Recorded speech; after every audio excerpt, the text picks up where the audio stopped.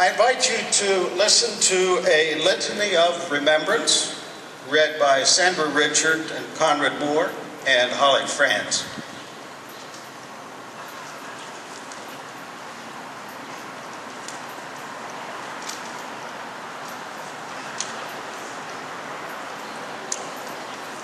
We remember that sunny Tuesday morning when news came from New York City and interrupted our morning activities. The first crash into the North Tower happened at 8:45. Fires were burning near the point of impact, but at first it didn't seem catastrophic. But only a few minutes later, another passenger jet crashed into the South Tower. That's when we knew these were not accidents. These were acts of violence meant to cause fear, destruction, and death. We remember how events seemed to be spiraling out of control. Around 9:30, the Pentagon was hit by a third passenger jet. A fourth plane was reported down somewhere in western Pennsylvania. Many other hijackings were reported, as well as car bombs and fires at the Capitol. Just before 10 o'clock, only an hour after being hit, the South Tower exploded and fell. We remember the dust, boiling in every direction like volcanic eruption, hanging in the air and blocking the sun before covering surrounding buildings and the streets below in pulverized concrete and gypsum. We remember our horror as we watched the television clips over and over again. People were dying right before our eyes. From the North Tower, up to 200 people jumped to their deaths. Around 10:30, the North Tower disintegrated just as the South Tower had. We remember our anger along with our fear. Who had committed these terrible crimes? At noon, Senator Hatch said the FBI and CIA had concluded Osama bin Laden and Al-Qaeda had done it. That evening, President Bush stood before his Security Council, told his Security Council the Taliban in Afghanistan was to blame along with Al-Qaeda. He said, "I want you all to understand that we are at war, and we will stay at war until this is done. Nothing else matters. Everything is available for the pursuit of this war. Any barriers in your way, they're gone. Any money you need, you have it. This is our only agenda." He'd already decided that war, and not the rule of law, was the only way he could pursue justice and defend America against those who had committed violence against America. We remember the cleanup at Ground Zero. For weeks after the 9/11 attacks, there were extremely high temperatures in the rubble. You'd get down below and you'd see molten steel like you were in a foundry, said a fireman.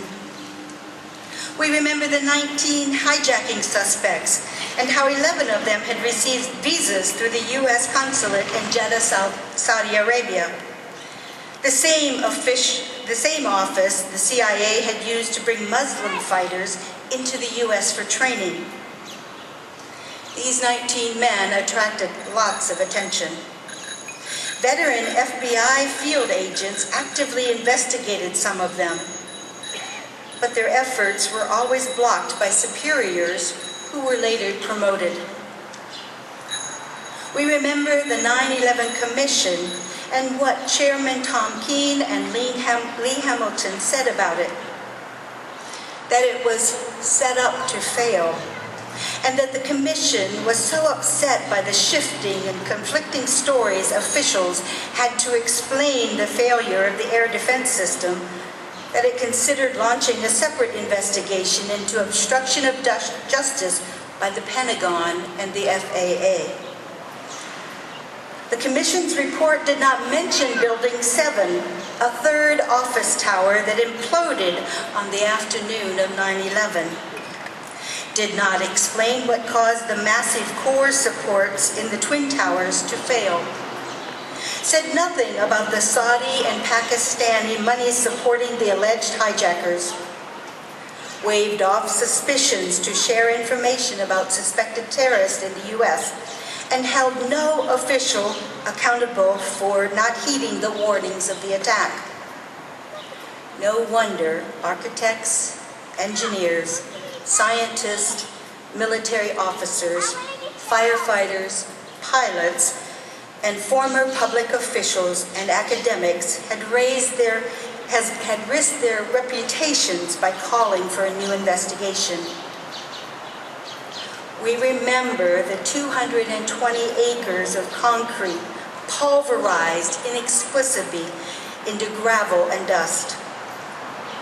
2 years ago, chemists published peer-reviewed research showing the presence in the dust of highly manufactured explosives. Can we still say we have a free press if our media does not find this research noteworthy? We remember October 2001 and the anthrax letters that said, "Death to America, death to Israel, Allah is great." Amid the fear and panic, Congress passed the U.S. Patriot Act, greatly expanding government while diminishing our civil liberties. To this day, the anthrax attacks have not been solved. What has been confirmed is that the anthrax was made in a U.S. military lab and that it had nothing to do with Al-Qaeda or Islam. It was just supposed to look that way.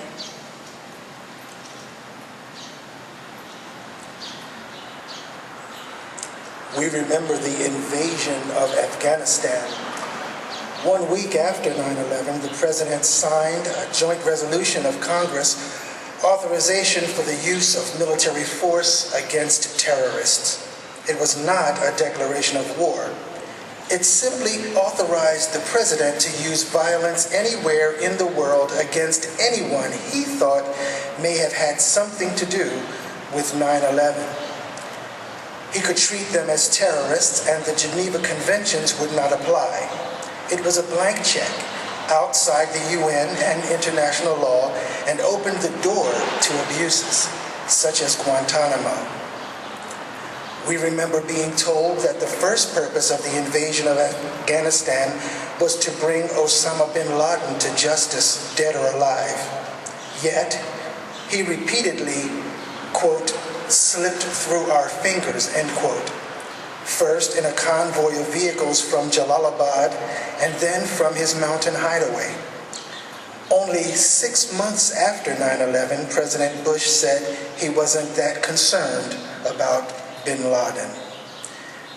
We remember President Obama twice expanding the war after having promised to end it using the same rationale as President Bush: Al-Qaeda, safe havens, bin Laden, terrorism. But we also recall reports that there were only 50 to 75 isolated Al-Qaeda individuals left in Afghanistan, and only now President Obama says bin Laden is dead, but was planning more attacks. The war in Afghanistan is the longest in American history. It cost us $10 billion a month. Why are Americans still fighting and dying there? In July, 37 died. Another 30 died in one day in August. IED attacks are on the rise, leaving many soldiers maimed for life. And why are U.S. troops still making those terrifying night raids on private homes? Why are they dropping bombs on civilians who turn out to be kids gathering wood or families at a wedding feast? Each is an act of terror that only creates more terrorists. We understand that opium dealers, oil companies, defense contractors, and the large banks are happy with the present situation in Afghanistan. 12 military bases are being built there, so it's a permanent occupation. And unless we change direction, some of today's toddlers will die one day in the war in Afghanistan. We remember the invasion of Iraq.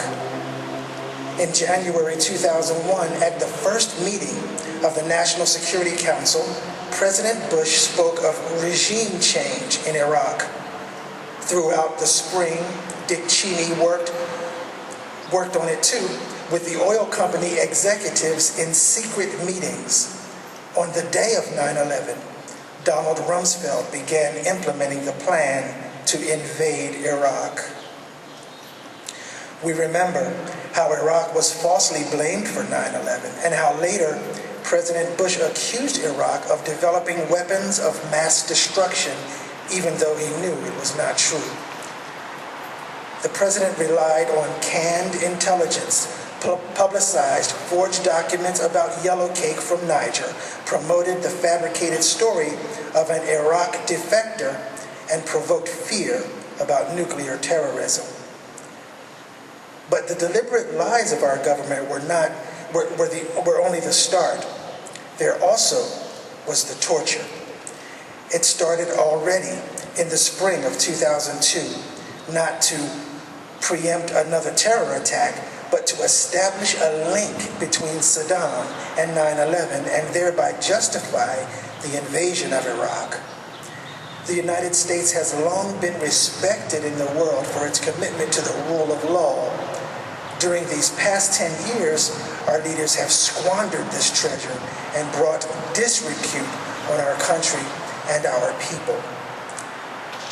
We remember the civil war our military fomented in Iraq, the hundreds of thousands who died, the millions made into refugees. We recall the deformed babies of Fallujah and 4.5 million orphaned children. We are ashamed of the human rights violations at Abu Ghraib prison. We grieve for the fallen soldiers and contractors and for neighbors and friends who carry the scars of war with them every day.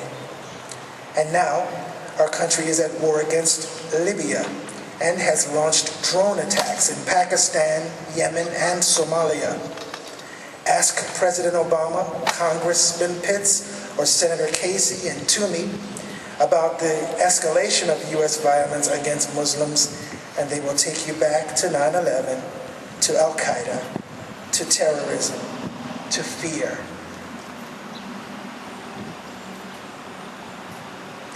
We remember the 1990s when we planned for a peace dividend after years of high military spending driven by fear of the Russians.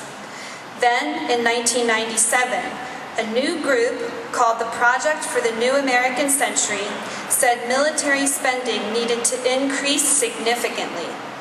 It said the public was unlikely to support this new spending, quote, absent some catastrophic and catalyzing event like a new Pearl Harbor, end quote.